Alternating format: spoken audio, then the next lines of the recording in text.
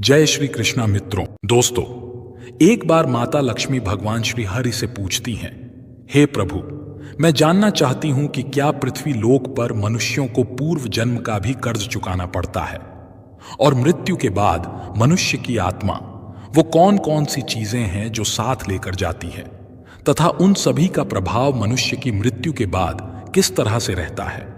तब मुस्कुराते हुए भगवान श्री हरि विष्णु कहते हैं, हे देवी, आज आपने जो प्रश्न किए हैं वो समस्त मानव जाति के कल्याण हेतु अत्यंत महत्वपूर्ण है। हे देवी, ये सत्य है कि इंसान को अपने पूर्व जन्म का कर्ज अवश्य ही चुकाना पड़ता है और मृत्यु के बाद भी कुछ ऐसी चीजें हैं जो आत्मा के साथ में ही रहती हैं और उनका प्रभाव मनुष्य के दूसरे जन्म पर भी पड़ता है। तब मां लक्ष्मी पूछती हैं, हे प्रभु, ये कैसा कर्ज होता है जो अगले जन्म में भी चुकाना पड़ता है और वो कौन सी चीजें हैं जो अगले जन्म में भी प्रभाव डालती हैं।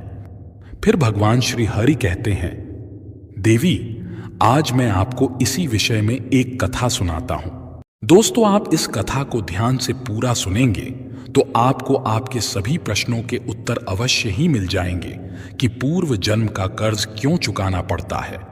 इस कथा का श्रवण करने मात्र से ही आपके जीवन में सुख, संपत्ति और धन की वर्षा होगी, इसलिए इसे पूरा ध्यान से जरूर सुने।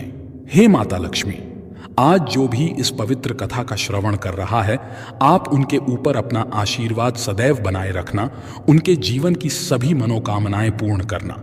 मित्रों, आगे भगवान श्री हरि कहते हैं, हे लक्ष्मी, एक समय की बात है, विदर्भ देश में सुदेश नाम का एक ब्राह्मण रहता था और उसकी पत्नी का नाम रूपाली था।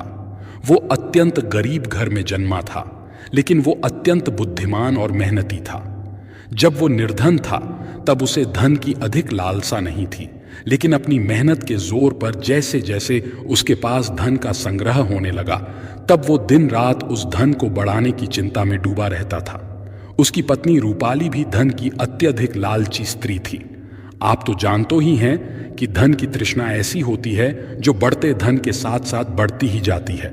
सुदेश अब ऐसा सोचता था कि काश उसे कोई ऐसी युक्ति मिल जाए जिससे कुछ ही दिनों में धन में हजारों गुना बढ़ोतरी हो जाए। हे लक्ष्मी, पहले वो धन को चंचल और हाथ का मैल समझता था और कहता था, धन का क्या है, वो तो हमेशा आता जाता रहता है। लेकिन तब वो मूर्ख था। अब उसकी आंखें खुल गई थीं और वो धन का अत्यधिक संग्रह करने लगा। उस धन से दान धर्म आदि करने लगा तथा वो साधु और महंतों की सेवा में लगाता था। पहले उसकी ईश्वर में बड़ी ही श्रद्धा थी, किंतु समय बीतने के साथ साथ धन के लालच की भड़कती हुई ज्वाला ने उसके अन्य सभी सद्गुणों को भी जला दिया। धन की लालसा ने उसकी अंतरात्मा को हमेशा के लिए नष्ट कर दिया। पहले जब भी सुदेश के द्वार पर कोई साधु महात्मा आते तो उसका मुख फूलों की तरह खिल उठता था, परंतु अब आदर सत्कार के समय मुख पर निराशा और मायूसी ही रहती थी। दोस्तों, भगवान श्री हरि कहते हैं, हे लक्ष्मी, एक बार की बात है, संध्या का समय था। सुदेश के द्वार पर एक साधु आकर रुका और बोला, हे पुत्र, मैं एक यात्री हूं और आगे हरिद्वार को जाना है। आज की रात बिताने के लिए साधु को स्थान मिल जाए तो अच्छा होगा। मैं बड़ी ही आशा से आपके द्वार पर आया हूं। उस साधु का मुख संतोष की मूर्ति था, आंखों में अमृत और मुंह में शहद सी मिठास, जिस कारण से सुदेश का हृदय भक्ति भाव से भर गया। वो उन्हें प्रणाम करते हुए बोला, जरूर महात्मा जी, आपकी सेवा करना तो मेरा परम धर्म है। तब वे साधु मुस्कुराते हुए कहते हैं, बेटा, आजकल के समय में तुम्हारे जैसे भक्ति भाव वाले पुरुष कहीं विरले ही मिलते हैं। इस संसार से धर्म का भाव ही जैसे उठ गया है। इस प्रकार से साधु के मुख से अपनी प्रशंसा सुनकर सुदेश का हृदय खिल उठा। उसको ऐसा प्रतीत हुआ मानो उसे स्वर्ग में ही स्थान मिल गया हो। उसके होठों पर शब्द आ ही गए थे, लेकिन उन्हें दबा दिया और उनसे कहा, महाराज, अगर हम आप जैसे संतों की सेवा नहीं करेंगे तो इस मानव जीवन का क्या लाभ। ऐसा कहते हुए सुदेश उन महात्मा को अपने घर के अंदर ले गया। जब उन्होंने घर में प्रवेश किया तब सुदेश ने उनके स्वागत सत्कार में कोई कमी नहीं छोड़ी। खाने के लिए स्वादिष्ट भोजन बनवाया, नाना प्रकार की मिठाई बनवाई उसके बाद दाल और सब्जियों में इतना घी डाला जैसे नदी की धारा में जल बहता है। भले ही सुदेश उन महात्मा को इतने पौष्टिक आहार देने के पक्ष में नहीं था, लेकिन महात्मा की बातों में कुछ ऐसी शक्तियां थीं कि उसके वर्षों पुराने विचार चंद पलों में बदल गए। जैसे सूखी धरती पर एक दिन की बारिश से हरियाली छा जाती है। इस भक्तिभाव से महात्मा का दिल खुश हो गया। रात भर बातें होती रहीं, ज्ञान और भक्ति की चर्चाएं चलती रहीं। अंत में सुदेश ने पूछा कि महात्मा जी, आप साधु कैसे बने? साधु ने हंसकर उत्तर दिया, बेटा बुढ़ापा आ गया है, अब क्या सारी उम्र गृहस्थी में ही फंसा रहूंगा? कुछ हरि भजन भी तो करना चाहिए। ईश्वर कृपा से बहुत धन कमाया है, मेरे 4 पुत्र हैं और एक कन्या भी है। अब सारी धन दौलत उन्हें बांट दी है और अब तीर्थ यात्रा को जा रहा हूं।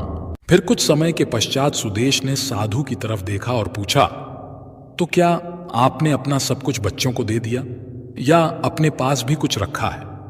तभी साधु ने उत्तर दिया, बेटा मेरे हाथ में जो ये लाठी देख रहे हो, ये अंदर से खोखली है।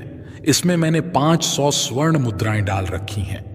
यात्रा में कभी कभी धन की आवश्यकता भी पड़ जाती है। ये कहते कहते साधु को नींद लग गई, लेकिन सुदेश की आंखें जाग रही थीं। ये सारी बातें उसकी पत्नी रूपाली ने भी सुनी ली थीं। अब रात्रि का पहला पहर बीत गया था। वो बार बार महात्मा की लाठी को देख रहा था और मन ही मन कुछ सोच रहा था। अब उसके अंदर लोभ लालच की माया का संचार हुआ, किंतु उसकी अंतरात्मा इस घृणित कार्य को करने से रोक रही थी। लेकिन वहीं मन की दुरात्मा स्वर्ण मुद्राएं पाने की जिद पर अड़ गई। कुछ समय तक इस संघर्ष में ही उसके मन का बुरा हाल हो चुका था कि तभी उसकी पत्नी उसके पास आकर बैठ जाती है और कहती है, स्वामी आप किस गहरी चिंता में डूबे हैं? क्या आप भी वही कुटिल मंशा से सोच रहे हैं जो मैं सोच रही हूं? इस महात्मा ने तो अपनी खूब सेवा करवा ली है, अब इन्हें कुछ तो हर्जाना भरना पड़ेगा। तब सुदेश कहता है, रूपाली मेरे मन में बड़ी ही दुविधा हो रही है।